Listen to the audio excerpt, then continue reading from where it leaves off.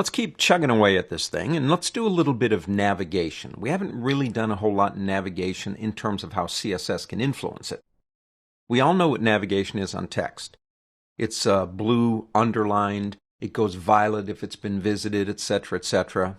Let's change that up a little bit. Let's say our navigation is at the bottom of this page, since we have an area to work in, and we are still in our index HTML document, and don't forget, we are in the classic workspace.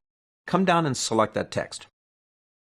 Type in the words, so page 1, and then I'll do a dash, page 2, this is obviously very simple, page 3, and page 4. Let's do this.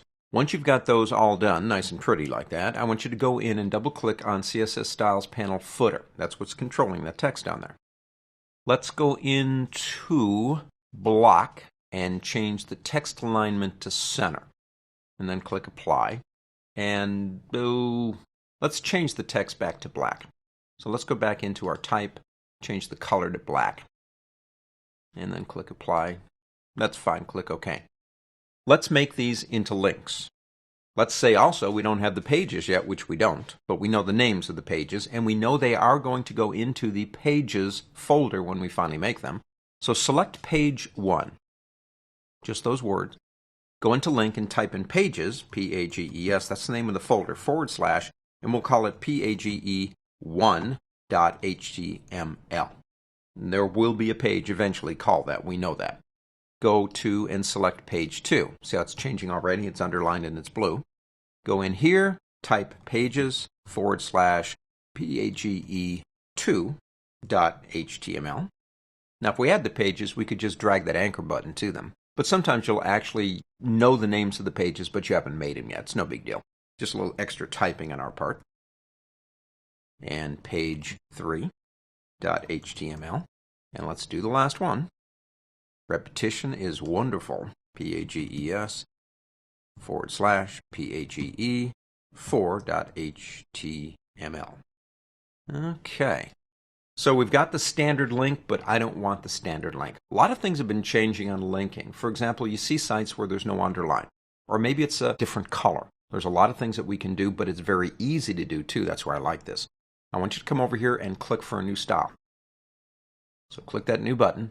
Go into actually compound based on your selection. Click this button and check out what you've got. Link, visited, hover, active. Now let's do first link. Select the link one. And you know what? Let's put this in its own CSS external style sheet so we can use it over and over again on our other pages. So it's a new style sheet file, and we'll call it, click OK, we'll call it links. And it will put the CSS on the end of it. Click Save inside of the CSS folder. Make sure you're there. Click Save. Okay, this is our link one. Okay, this is the one for links. So we're going to turn off the underline. Now watch what happens when I click Apply. These are called pseudo-styles. Pseudo-styles basically don't work until they're activated by something like a hover or a link or whatever. But we didn't have that text selected. It knows what to do with it. So we're happy with that. We don't have the underline. And the color, well, let's just change the color too for the fun of it. They're blue right now. Let's change those into something more like this color down here. Let's really get wonky. And we'll click OK. Let's do one more. We'll do the hover. So we come back over here and we click New again. And we want to apply to a compound based on your selection. And we're going to select here and we'll do hover. We want it in links CSS. Don't forget to change that. Click OK. In this case, we don't want a underline, so we definitely want to say none, and we'll change the color again to something. Oh, again, this may not be the best color, but just to prove a point, we'll go red. Now, it won't work yet because we're not hovering, but click OK. All right, so we've changed it dramatically in terms of what is down there. There's no underlines, it's not blue, it's violet, and it's got a red hover. If we come over here and save it, save to test, choose your browser, and it's going to ask us about saving that CSS file. We'll say yes. Let me move this over here. I had it on my other monitor. And there you go.